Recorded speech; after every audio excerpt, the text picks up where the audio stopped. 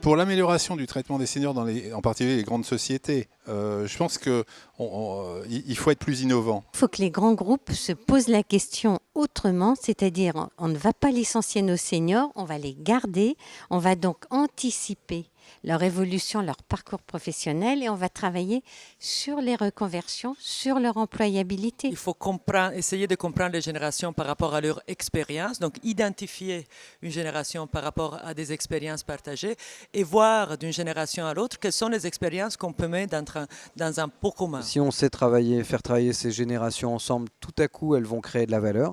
Donc c'est à la fois une contrainte économique en moins. Si les seniors travaillent, ils cotisent, nos modèles sociaux ne s'en porteront que mieux. Mais de l'autre côté, on crée une dynamique, on crée de la croissance et on crée de l'espoir. Sur la partie emploi des seniors et croissance, chez Between, notre métier c'est d'aider, on va dire, les profils de plus de 45 ans à se remettre en activité, donc à trouver des débouchés concrets d'emploi pour eux. Donc effectivement, on fait de l'accompagnement du côté des candidats. Et puis de la même manière, on travaille avec les entreprises qui soit ont des besoins de recrutement, soit ont des problématiques sur leur classe d'âge, on va dire de deuxième partie de carrière, pour trouver des solutions pour ces candidats seniors. Il faut que les dirigeants, les chefs d'entreprise, c'est absolument nécessaire, s'arrogent cette question qui est de quelles compétences nous aurons besoin demain, et par ailleurs que nos gouvernants aident, accompagnent tous les dispositifs qui puissent permettre d'apporter des solutions à l'emploi, des solutions à l'activité professionnelle, qu'elles soient en CDI ou en activité un peu différente, sur des nouvelles formes d'emploi que nous promouvons, nous, beaucoup.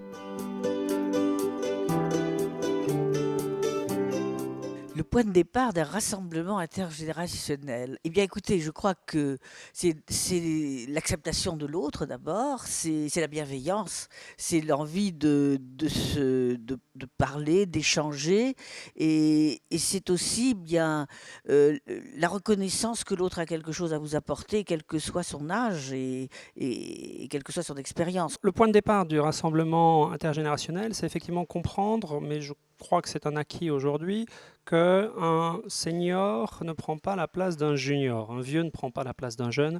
Au contraire, un senior en activité, un senior qui crée, un senior qui développe, un senior qui a des idées, peut générer 1, 2, 3 emplois de jeunes. Je pense qu'on a un problème, c'est que l'économie française est asséchée, qu'elle est en difficulté, elle manque de dynamisme, elle manque de liberté. On a besoin de recouvrir les libertés en France en matière d'entreprise et en matière économique. Et une fois cette économie, on va dire, dynamisée, il y aura un appel d'air et cet appel d'air va concerner aussi bien les jeunes que les plus âgés. Le point de départ d'un rassemblement intergénérationnel, il va d'abord, je pense quand même, se passer dans deux lieux. Les grands groupes d'une part, les grands groupes qui ont un vrai problème de transition. Qu'est-ce qu'on fait de nos seniors? Et on sait bien qu'ils doivent passer vers un rôle de mentoring, d'accompagnement pour réussir à passer ce qu'ils peuvent savoir et accompagner les jeunes. Premier point donc dans les grands groupes. Deuxième point dans l'éducation. L'éducation, il y a déjà eu deux mouvements que moi je vois majeurs dans l'éducation. Un premier mouvement sur le travail en équipe plutôt que le travail individuel, donc plus de partenariats, plus d'équipes. Le deuxième, c'est évidemment plus international. Le point de départ d'un rassemblement intergénérationnel, c'est probablement d'abord de faire sauter les barrières psychologiques que l'on se donne nous-mêmes.